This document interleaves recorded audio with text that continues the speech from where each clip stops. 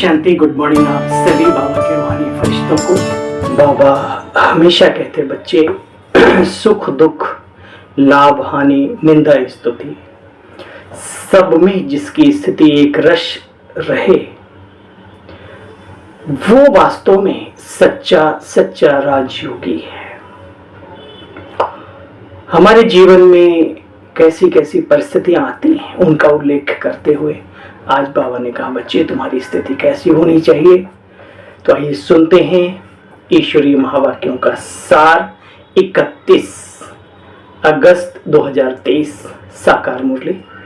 मीठे बच्चे अपनी स्थिति साक्षी तथा हर्षित रखने के लिए स्मृति में रहे कि हर आत्मा का पार्ट अपना अपना पार्ट है।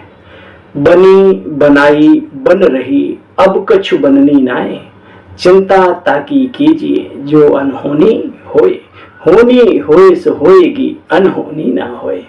ये बातें बहुत ही सुंदर और अपने आप में सुंदरता के साथ साथ हजार लाख या अनगणित % सत्यता को साथ में लिए हुए हैं। आप सोचते कुछ और हैं, बन जाते कुछ और हैं। बहुतों के अनुभव है कि मैं ये बनना चाहता था, फिर हीरो बन गया, डॉक्टर बन गया, इंजीनियर बन गया। वास्तव में उनका रोल वही था। घर से निकलते हैं किसी और सफर पे, अचानक फोन आ जाता है, पहुंच जाते हैं किसी और सफर पे। ये बहुत सारी बातें हैं। किसी व्यक्ति विशेष को पहली बार देखा, ऐसा लगता है अरे इनसे तो मैं हजारों बार मिला हूं। पहली बार में एक आत्मीयता की अनुभूति होने लगती है। आदि आदि ये बातें सिद्ध करती हैं कि ड्रामा जो है वो रिपीट हो रहा है। इसके साथ साथ बाबा फिर भी कहते हैं बच्चे पुरुषार्थ फर्स्ट है, और ये पुरुषार्थ फर्स्ट की बात भी वही लोग उठाते हैं जिनका ड्रामा में पहले फर्स्ट में जाने का हिसाब किताब था। बाकी सुनते हुए कहाँ सारे फर्स्ट में आते हैं, है ना। अब मीठे बच्चे अपनी स्थिति साक्षी दृष्टा साक्षी तथा हर्षित रखने के लिए चाहते ना हमारी स्थिति साक्षी रहे, हम हर्षित मुख रहें। इसके लिए स्मृति में रहे कि हर आत्मा का पार्ट अपना अपना पार्ट है। बनी बनाई बन रही। आज का प्रश्न है बच्चे किस एक पुरुषार्थ द्वारा अपनी अवस्था को जमा सकते हो। उत्तर में बाबा ने कहा माया के तूफानों को डोंट केयर करो। बाबा ने कई बार कहा उनको ध्यान ना दो, आगे बढ़ो। बाप जो श्रीमत देते हैं उसे कभी डोंट केयर मत करो। तुम्हारी ऐसी अवस्था होनी चाहिए जो कभी भी रोना ना आए। बाप हमेशा कहते हैं अम्मा मरे तो भी हलवा खाओ, आदि आदि आदि। गीत तुम ही हो माता पिता, तुम ही हो बंधु सखा, तुम ही हो। बड़ा प्यारा सुंदर भजन है और श्लोक से भजन बना। श्लोक में कहा जाता है तुमेव विद्या द्रविड़ मम देव देवा। हे देवों के देव, हे विद्या के दाता, तुम ही हो प्रभु। ये निराकार के लिए किसी व्यक्ति संत महात्मा ऋषि मुनि या जिसने भी शरीर धारण किया, चाहे वो देव आत्मा क्यों ना सही, उसके लिए भजन लागू नहीं होता। स्त्री है तो माँ हो सकती, पिता नहीं हो सकता। पुरुष तन में है तो पिता हो सकता है, भाई हो सकता है, चाचा मामा काका, लेकिन स्त्रीत्व के सारे संबंध है तो ये उस निराकार के लिए ही गाया जाता है। तो बच्चों ने गीत सुना। हाँ, ओम शांति। बच्चों ने गीत सुना। बच्चों को बाप समझाते हैं बच्चे ये सृष्टि रूपी कल्प वृक्ष एक उल्टा झाड़ है। इसका बीज परमपिता परमात्मा वह ऊपर में रहते हैं। गीता में बात आती है हे अर्जुन ये सृष्टि एक कल्प वृक्ष के समान है, उल्टा झाड़ है जिसका बीज मैं हूं और मैं ऊपर रहता हूं। बाकी बीज नीचे होते हैं। बीज जमीन में मिटा दे अपनी हस्ती को अगर मर्तबा चाहे, क्योंकि दाना खाक में मिलकर गुले गुलजार होता है। तो वो जो दाना है वो मिट्टी में होता है और ये जो बीज है ये ऊपर परम धाम में, इसलिए इसको उल्टा वृक्ष कहा गया है। ऊपर से ही सिंचाई और इस पौधे को सब कुछ मिलता रहता है बीज के द्वारा, और ये बीज नष्ट होने वालों में से नहीं है। हस्ती नहीं मिटती है तो हस्ती बनाने वाला बीज है और अजर अमर अविनाशी चैतन्य सत्ता है ना। बाबा कहते बच्चे कई बीज, हाँ कई कहते हैं सब बीज सब आत्मा सब बीज आदि में भी आत्मा होती है बच्चे। जड़ जो बीज होते हैं ना पौधों के, उनमें भी आत्मा होती है बच्चे। वो तो जड़ चीजें हैं, जड़ और चैतन्य दोनों का फर्क तो करो भाई, सब खिचड़ी बना देते हो। बाप को कहा ही जाता है मनुष्य सृष्टि का चैतन्य बीज रूप। अब मनुष्य गाते हैं ओ गॉड फादर, अच्छा इस कल्प वृक्ष को यानी झाड़ को तुम चैतन्य ज्ञान सागर तो नहीं कहेंगे ना? मनुष्य में ये ज्ञान है कि ये बीज है, बीज में जरूर झाड़ का ज्ञान होना चाहिए, परंतु जड़ होने के कारण तो बता ना सके। मनुष्य समझ सकते हैं कि बीज नीचे और उनसे झाड़ ऊपर निकलता है। कल्प वृक्ष और बनन ट्री की भेंट करते हैं, वह जड़ है। ये बाबा चैतन्य सृष्टि रूपी है और शिव बाबा भी।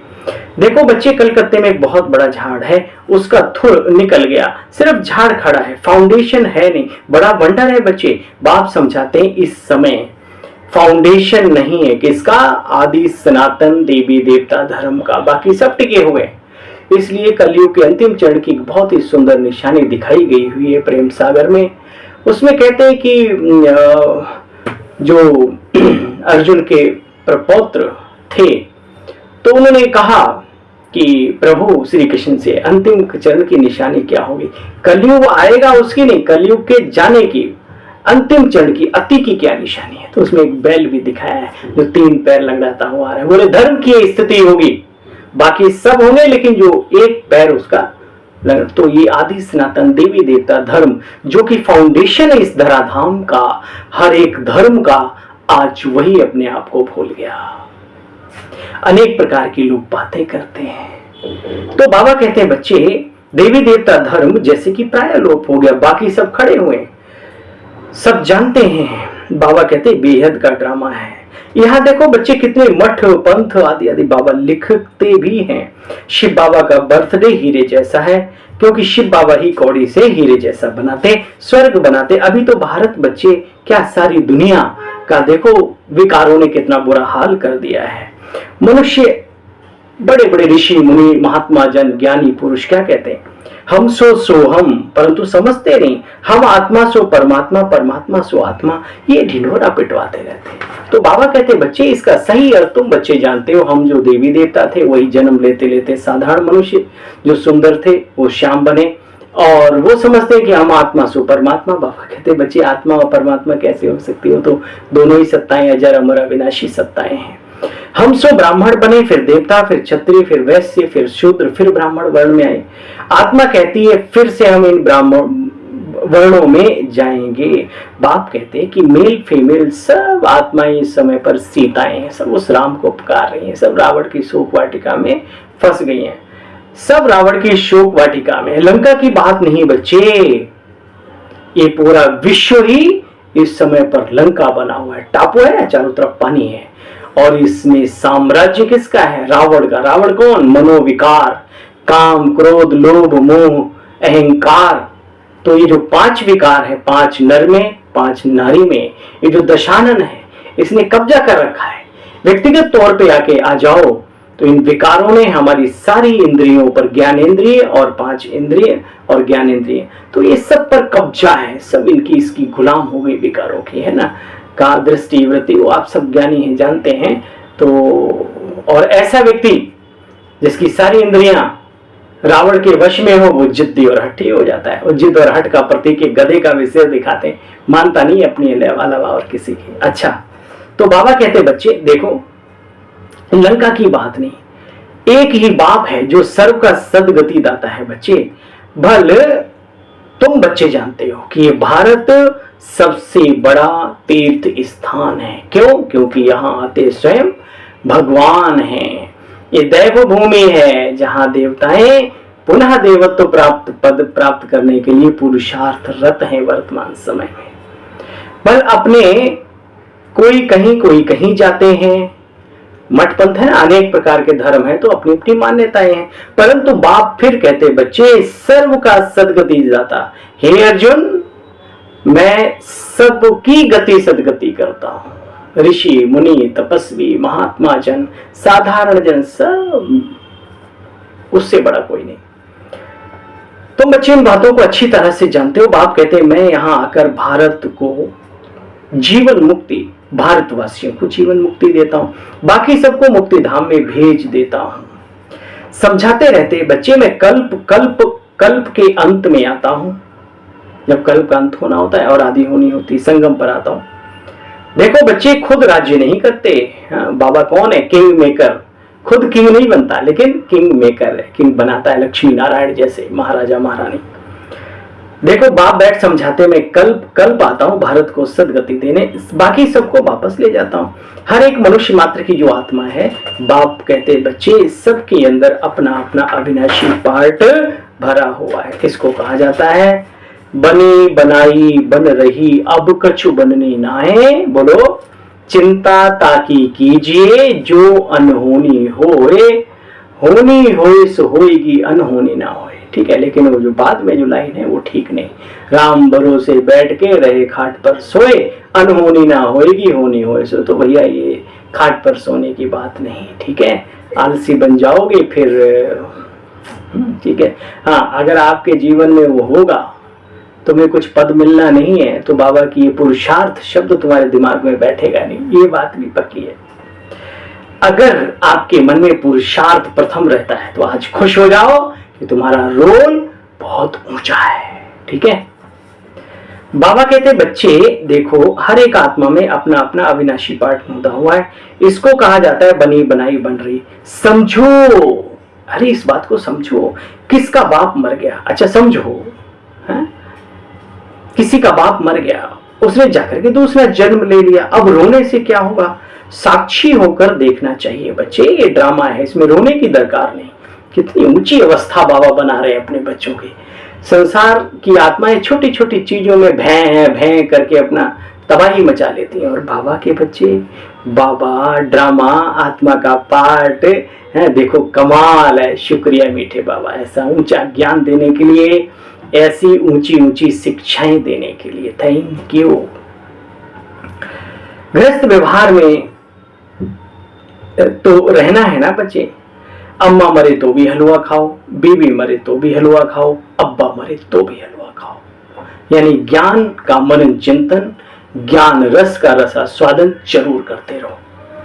यह उन्हों के लिए जो गृहस्थ व्यवहार में रहते। अब ये बातें किन के लिए? जो पारिवारिक जीवन जी रहे। अब ये साधु सन्यासियों के लिए थोड़ी कि वहां रोना नहीं हो तो वैसे दुनिया छोड़ के चले गए, ठीक है ना। तो बाबा कहते बच्चे, कोई गृहस्थी वो सन्यासियों के लिए नहीं है। तुम्हारी अवस्था घर गृहस्थ व्यवहार में रहते हुए ऐसी अचल अडोल रहनी चाहिए, जो खुद को भी कुछ दुख ना हो। औरों को तो नहीं देते, लेकिन खुद को भी दुखी करना ये कहाँ की समझदारी है? नहीं, बिल्कुल नहीं। खुद दुखी होंगे तो दुख के वाइब्रेशन पूरे वायुमंडल में फैलाने के निमित्त बनेंगे। हाँ, इतनी समझ जरूर होनी चाहिए कि विधि और विधान और विधाता ने इस समय के लिए क्या सिस्टम बनाया वो जरूर समझ होनी चाहिए। कहीं खुशियों के माहौल में कहो राम नाम सत्य है, बच्चा पैदा हुआ हो, लोग पिटाई कर देंगे। कहीं कहीं किसी के घर में मौत हो गई हो, बोलो मुबारक हो जी, मुबारक, हम तो भगवान के बच्चे हैं, कहेंगे आओ मैं तुम्हारी मुबारक ठीक करता हूँ। तो इतनी समझ होनी चाहिए कौन सी चीज कहाँ पर। अच्छे डॉक्टर बनो। माना कि इंजेक्शन, टेबलेट, कैप्सूल आपका ताकतवर है, लेकिन हर व्यक्ति की बॉडी उस चीज को ऑब्जर्व कर ले, हजम कर ले, ऐसा नहीं है। इसलिए पहले डॉक्टर थोड़ा सा इंजेक्शन लगाते हैं, फिर देखते हैं, बैठो बैठो भी, फिर देखते हैं, देखा कि इसकी बॉडी एक्सेप्ट कर लेगी तो फिर। तो ये बाबा के बच्चों को ना बहुत समझदारी से समाज में चलना है, ये ध्यान रहे। इतनी अचल अडोल अवस्था हो जैसे कि अंगद माया भी बच्चे बहुत जबरदस्त है। तुम स्थैर्य रहो, भले आएगी, आती है, और अभी तो दिन दुना रात चौगुना। जो चीज वर्षों वर्ष में कहीं संकल्प में आती थी, वो 24 घंटे तुम्हारे आसपास वो चीजों से कई गुना लाख खराब चीजें घूम रही हैं। मोबाइल के माध्यम से, व्यक्तियों के माध्यम से लोग ऐसे हो गए हैं। तो और भी आगे बहुत कुछ होना है। दुनिया की कोई ताकत इसको रोक नहीं सकती, बाबा ने बहुत पहले बताया। लेकिन बाबा के वो बच्चे सफल होंगे जो देखते हुए भी ना देखने का अभ्यास करेंगे, और देखेंगे तो आत्मा देखेंगे, बस आत्मा का पार्ट देखेंगे, बस और कुछ नहीं, शरीर का ढांचा नहीं। देखो बच्चे, इतनी अडोल अवस्था होनी चाहिए जैसे अंगद। रावण अंगद को हिला ना सका, माया बड़ी जबरदस्त है। तो स्थैर्य रहो, माया कितनी भी तूफान लाए बच्चे घबराना नहीं, डोंट केयर। बाबा ने कहा ना, कई बच्चे कहते हैं अभी तक बाबा, तो क्या हुआ? बाबा ने कहा अंत तक नहीं छोड़ेगी तो? बाबा ने इस बूढ़े को भी माया नहीं छोड़ती तो क्या करें? ऐसा थोड़ी 4 दिन ज्ञान में चलते हुए अभी तक ये हो रहा है, अभी तक। अरे भैया अंत तक होगा, आप आगे बढ़ो। बहुत सारी चीजें आपके जीवन में श्रेष्ठ हुई हैं, बहुत बड़ा परिवर्तन हुआ है, उसको क्यों नहीं देखते हो आप? दुनिया और अपने में फर्क नहीं महसूस करते, फिर खुशी कैसे रहेगी? है सोचो। छोटी मोटी बातें हैं, आज नहीं तो कल ठीक हो जाएंगी।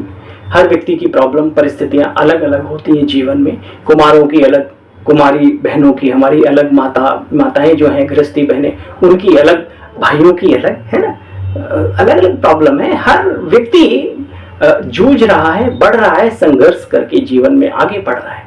कुछ लोग उस संघर्ष में आनंद प्राप्त करते हुए बढ़ते हैं, उनके चेहरे मुस्कुराते रहते हैं, और कुछ लोग उलझ के खत्म हो जाते हैं, और कुछ लोग बेचारे आनंद नहीं, बस युद्ध युद्ध युद्ध युद्ध।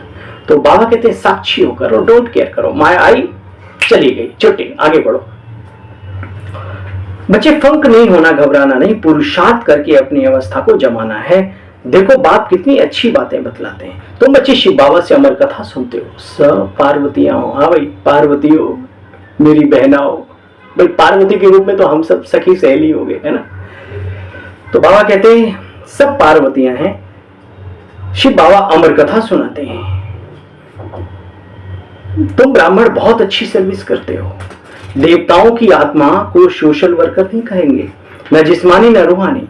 तुम यहाँ दोनों हो, रूहानी और जिस्मानी, दोनों ही सोशल वर्कर हो। बहने हमें टोलियां भी बहुत बढ़िया खिलाती हैं, ब्रह्मा भोजन भी कराती हैं, तो हो गया ना, और आत्मा का भी पूरा ध्यान देती हैं।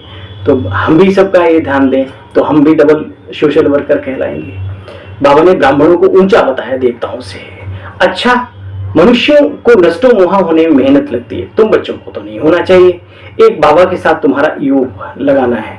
बाबा ने तरीका बताया, कितना दिल में प्यार होना चाहिए।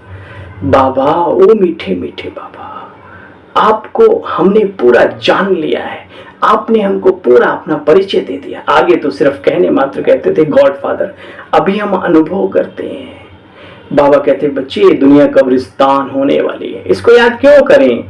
बाप कहते इस कब्रिस्तान से दिल नहीं लगाना, गृहस्थ व्यवहार में रहते मुझे याद करो। है तो बहुत सहज। देखो बच्चे, श्री कृष्ण आदि की भी पूजा करते थे भक्ति में, तब भी तो बुद्धि इधर उधर भागती थी, तो क्या घबरा के छोड़ देते थे?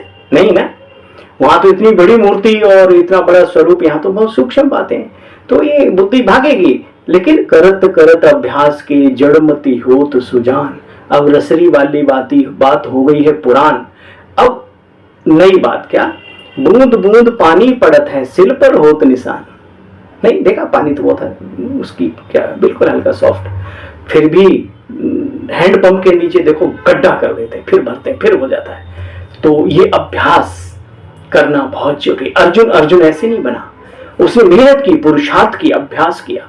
तो हम भी बाबा कहते हैं बच्चे तुम भी अभ्यासी बनो। देखो बच्चे, अगर मेरी याद में रहेंगे तो तुम्हें बहुत बड़ी प्राप्ति होगी। तुम आत्माएं ही तो ब्रह्मांड की रहने वाली हो। ब्रह्म तत्व कहा जाता है, ब्रह्म, अहम ब्रह्म कहना बच्चे ये रॉन्ग है। बाबा कहते तुम्हारा भ्रम है, तुम तो ब्रह्मांड के मालिक हो, अजर अमर अविनाशी आत्मा हो। ब्रह्मांड तुम्हारा सिंहासन है, वहां पर तुम टिकते हो। ब्रह्मांड तुम्हारा सिंहासन है। बाप कहते मैं तो ब्रह्मांड का मालिक हूं ही। तुम आत्माएं भी कहती हो हमारा देश वास्तव में ब्रह्मांड है, तुम्हारी आत्माएं पवित्र हैं। तुम ब्रह्मांड के मालिक हो तो विश्व के मालिक भी हो। मैं तो सिर्फ ब्रह्मांड का मालिक हूं, मुझे इस पुराने तन में आना पड़ता है जिसने पूरे 84 जन्म लिए। बच्चों को मुरली अच्छी तरह से पढ़ना चाहिए। कितनी बार? 5-6 बार। आदरणीय दादी जानकी जी 4-5 बार, 5-6 बार पढ़ते थे मुरली, है ना। तो कुछ भी करके इतना जरूर अटेंशन दो। देखोगे, पढ़ोगे तो मनन चिंतन चलेगा ना, उतना टाइम बिजी रहोगे, है ना, ये बहुत जरूरी है। तो बाबा कहते बच्चे 5-6 बार पढ़ना व सुनना चाहिए, तब ही बुद्धि में बैठेगी और खुशी का पारा चढ़ेगा। कब खुशी का पारा चढ़ेगा? जब ये ज्ञान का मनन चिंतन कई बार होगा। परंतु माया घड़ी घड़ी भुला देती। इसमें बच्चे कोई हट हाथी की बात नहीं।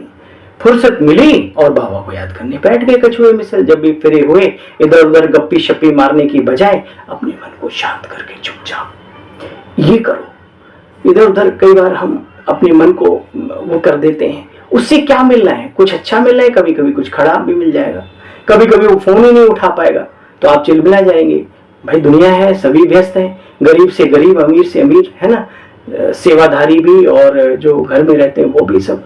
तो इसलिए जब भी कभी मौका मिले चुपचाप बाबा को याद करो, उससे आत्मकल्याण भी होगा और वातावरण में भी। कल की मुरली में बाबा ने कहा कि ब्रह्मचर्य का व्रत लेने के बाद भी क्यों आपको योग में रहने के लिए कहा जाता है, क्योंकि योग से शांति का वायुमंडल बनता है, शक्ति की वाइब्रेशन उसमें तरंगे फैलती है। बहुत बड़ी चीज है।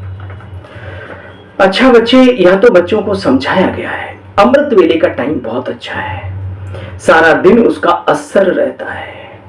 बाबा ने कहा सारे संसार को खिलाने वाले को पहले खिलाकर फिर खाना चाहिए। शिव बाबा के यज्ञ से खाते हैं, तुम्हारा घर भी बाबा का यज्ञ है, पहले उनको भोग लगाना पड़े। ये सब सूक्ष्म वतन में साक्षात्कार होते हैं। ड्रामा में नूंद है बच्चे, तुमको भोग लगाना है शिव बाबा को। वह तो निराकार है, गाया भी जाता ना देवताओं के लिए। उनको ब्रह्मा भोजन की आश थी, क्योंकि तुम ब्रह्मा भोजन खा खा कर ब्राह्मण से देवता बनते हो, है ना। कौन सा ब्रह्मा भोजन? जिसमें शिव बाबा की याद और उसका भोग स्वीकार कराए हुए वाइब्रेशन हो। सूक्ष्म वतन में देवताएं आते हैं, महफिल लगती है, बच्चे सब खेल पाल है। हाँ, आपके मन में प्रश्न उठेगा, जब देवताएं यहाँ स्थूल में सब विचरण कर रहे हैं तो सूक्ष्म वतन में देवताएं कहाँ से आते हैं? ये बहुत ही सूक्ष्म विज्ञान है। याद रहे, साउंड और सीन इस धराधाम से कभी मिटते नहीं, सूक्ष्म में उनका स्वरूप रहता है। देवताएं इस दुनिया में होकर के गए, दैवी दुनिया, वैकुंठ, कोई जड़ चीज भी उसकी भी वो रहती है सूक्ष्म। बहुत सारे लोग साउंड और सीन को कैच करने के लिए 100-100, 200-200 साल, 5-5 हजार साल की साउंड को कैच करने के लिए कैमरे ईजाद कर लिए उन्होंने, तो वैज्ञानिकों ने। तो कहने का मतलब ये है कि बाबा उन सूक्ष्म शरीरों को, जो हमारे देवताई शरीर है, उनको भी मर्ज कर लेते हैं। और हम ब्राह्मणों को भी तो बाबा कहते हैं, खेल पाल होता है, महफिल लगती है वहां पे, है ना। तो कई बार हमें ज्ञान में चलते कई चीजें समझ में नहीं आती कि बाबा कहते तुम सब देवताएं हो, तो फिर वहां कहाँ महफिल लगती। तो वहां वो जो पहले हो करके गए, माना हमारा ही सूक्ष्म शरीर, देवताई शरीर सजा सजाया। कई लोग अपने पिछले शरीरों को देख लेते हैं। कहाँ से देख लेते हैं? इस वायुमंडल में, है ना, सूक्ष्म स्वरूप में, तभी तो अनुभव कर पाते हैं, तभी तो देखते हैं ना। चलिए, बातें तो बहुत हैं, मनन चिंतन खुद भी करो तो खुद खोट तो नशा चढ़े, ठीक है। अच्छा, मीठे मीठे स्किल्स बच्चों प्रति माता पिता बाप दादा का याद प्यार और गुड मॉर्निंग। रूहानी बाप की रूहानी बच्चों को नमस्ते, बाबा हमारी भी नमस्ते। हम सभी भाई बहनों की, बाबा के राज दुलारों की, हे प्राणों से प्राण प्यारे बाप दादा, आपको भी गुड मॉर्निंग, नमस्ते नमस्ते, ओम शांति। बुद्धि में रहे एम, बुद्धि में एम ऑब्जेक्ट रख पुरुषार्थ करना है, नष्ट मोहा बनना है, बाप को याद करना है, कब्रिस्तान को भूल जाना है, रूहानी जिस्मानी सेवा जरूर करनी है। खिलाने वाले को खिलाकर फिर खाओ, क्या? ऐसे नहीं धड़ाधड़ लग पड़े जीभ चटकारे मार रही है, जलेबियां गरम गरम रखी है। अरे भाई, वो जलेबियां का जो दाता है उसको भी थोड़ा चखा दो, फिर खा लो, उसमें शक्ति भर जाएगी। अमृत वेले का समय अच्छा है, इसलिए उस समय उठकर बाप को याद करना है। मुरली को 5-6 बार सुनना भी और पढ़ना भी है, उसी लगन के साथ, उसी विश्वास के साथ कि हम बाबा के सामने सुन रहे हैं। सामने कोई व्यक्ति, चाहे बहन हो चाहे भाई हो, वो नजर ना आए, नजर आए तो बाबा, ब्रह्मा बाबा। साकार मुरली तो साकार, अव्यक्त है तो अव्यक्त बाप दादा। मुरली 5-6 बार जरूर सुननी है व पढ़नी है। आजकल तो मोबाइल का जमाना है, 1000 बार पढ़ो, क्या दिक्कत है। वरदान, अलौकिक स्वरूप की स्मृति द्वारा अलौकिक कर्म करने वाले सदा समर्थ आत्मा भव। देखो बच्चे, ब्राह्मण जीवन अर्थात अलौकिक हीरे तुल्य जीवन, इस अलौकिक जीवन की स्मृति से व अलौकिक स्वरूप में स्थित रहने से साधारण चलन, साधारण कर्म कभी नहीं हो सकता। जो भी कर्म करेंगे वह अलौकिक ही होगा। क्यों? क्योंकि बच्चे, जैसी स्मृति वैसी ही स्थिति होती है। जैसी स्मृति होगी तो आपकी मानसिक अवस्था भी वैसी ही हो जाएगी। हजारों इस बात पर आप मिसाल दे सकते हो। स्मृति का बहुत बड़ा खेल है हमारे जीवन में, स्मृति का ही खेल है, ये मानो। तो बच्चे, स्मृति रहे, एक बाप दूसरा ना कोई। ये कोई है तो उसे साइड कर लो, वरना खुद ही साइड हो जाओगे। ये पक्की बात है, हम कोई श्राप नहीं देते, अनुभव की बात बताते। स्मृति में रहे, एक बाप दूसरा ना कोई, तो बाप की स्मृति सदा समर्थ बना देगी। इसलिए हर कर्म भी श्रेष्ठ और अलौकिक होगा। स्लोगन है, स्व उन्नति का यथार्थ चश्मा पहन लो। स्व उन्नति का यथार्थ चश्मा पहन लो तो सबकी विशेषताएं दिखाई देंगी। यथार्थ चश्मा क्या है? आजकल हर बाबा का बच्चा विशेष है, खास है। बताओ आपको, अपने को छोड़ के सबको देवी देवता बनाने में लगा हुआ है, खुद को छोड़ के। अरे भाई खुद में आ जाओ, बाकी सब बनाने के लिए बाबा आया है सबको, ठीक है? हाँ, स्व उन्नति का यथार्थ चश्मा पहन लो तो सबकी विशेषताएं ही दिखाई देंगी। ओम शांति। थैंक यू बाबा, शुक्रिया बाबा, शुक्रिया बाबा। अच्छा, अपने इस भाई को भी आज्ञा दीजिए। पुनः मिलते हैं कल बाबा की मुरली का सार लेकर। तब तक ओम शांति, नमस्कार, प्रणाम, गुड मॉर्निंग।